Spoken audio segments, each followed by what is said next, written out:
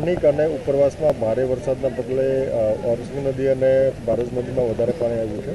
ભારજ નદીમાં પાણી આવવાના કારણે નેશનલ હાઈવે 56 ઉપરનો જે બ્રિજ હતો એ ભારજ બ્રિજ ઉપર પિલર 3 આગળ ડેમેજ થયું છે. સેટલમેન્ટ ઉપરાંત જે ફાઉન્ડેશન હતું એ ટિલ્ટ પણ થયું છે.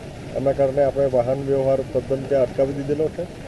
ડાયવર્ઝન પણ અગાઉ ધોવાઈ ગયેલું હતું, એટલે આપણે તમામ વાહનોને મોડાસર ચોકડી, રંગલી ચોકડી થઈને 1, 2 થી 3 રસ્તા સુધીનું ડાયવર્ઝન માટેનું જાહેરનામું પણ પ્રસિદ્ધ કરવાની તૈયારી કરી દીધી છે. સાથોસાથ આપણે પોલીસ તંત્ર તમામ વાહનોની મૂવમેન્ટ હાલના તબક્કે અટકાવી દીધી છે.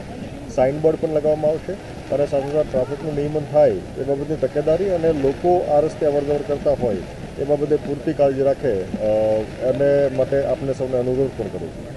સાહેબ, હવે જ્યાં હાઈવે છે, હાઈવે ક્યાં સુધી કાર્યરત થાય તેવી શક્યતાઓ છે કે પુલ ક્યારે બની રહ્યો છે? ખાસ કરીને જ્યારે વરસાદનું પાણી ઓસરી જાય ત્યાર પછી એમની રિપેરેબિલિટી, એમનું રિપેર કરવા માટેનું ટેન્ડર ઓનલાઈન હતું, પણ હાલના તબક્કે જ્યારે ડેમેજ વધારે થયું છે ત્યારે અને જ્યારે વરસાદનું થોડું વહેણ ઓછું થશે ત્યાર પછી નવેસરથી એસેસમેન્ટ કરીને આગળનો નિર્ણય લઈશું અને કામગીરી હાથ ધરીશું. સાહેબ, એક પણ જેટલો સમય ઓલરેડી નીકળી ગયેલો છે અને હજુ પણ કદાચ 2-3 વર્ષ બીજા લાગેલા છે.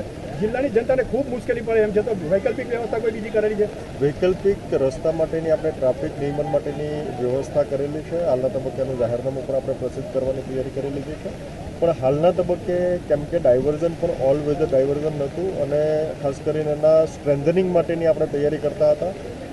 અત્યારે ડેમેજ થયેલું છે એટલે ફર્ધર એનું એસેસમેન્ટ કરીને વહેલામાં વહેલી તકે નેશનલ હાઈવે ઓથોરિટી સાથે આપણે કોર્ડિનેશન કરીને વહેલામાં વહેલી તકે આ કનેક્ટિવિટી પૂર્વવત થાય એ દિશાના પ્રયત્નો હાથ ધરીશું. સાહેબ, સુખી ડેમના ગેટ સ્ટેપ બાય સ્ટેપ ખોલવામાં આવ્યા હોત તો કદાચ આ જે સ્થિતિ છે તેને નિવારી શકાય હોત. એકી સાથે 6 ગેટ ખોલી દેવામાં આવ્યા છે. જો 2-3 દિવસ પૂર્વેથી એક કરીને ગેટ ખોલ્યો હતો અથવા તો પાણીનું જે રીતે થોડું કરીને છોડ્યું હોત, પાણીનું લેવલ, એમનું રૂલ લેવલ આપણે જે મેન્ટેન કરવાનું હોય છે એ મેન્ટેન કરીને આપણે અહીંયા કાર્યવાહી કરતા હોઈએ છીએ અને બંને ઓથોરિટી સાથે એમનું કોર્ડિનેશન પણ થતું હોય છે. એટલે વાસ્તવમાં સુખી ડેમના દરવાજા ખોલવાના કારણે જ ઇન્સ્ટન્ટ ડેમેજ થયો હોય એવું નથી, પણ બેસિકલી ઓલરેડી ડેમેજડ હતો અને ત્યાર પછી પાણી આવવાથી અને વહેણ અને ઉપરવાસમાં વરસાદ પણ વધારે છે, સ્થાનિકે પણ વરસાદ વધારે છે એટલે એમના કારણે ડેમેજ થવાની શક્યતા વધારે છે.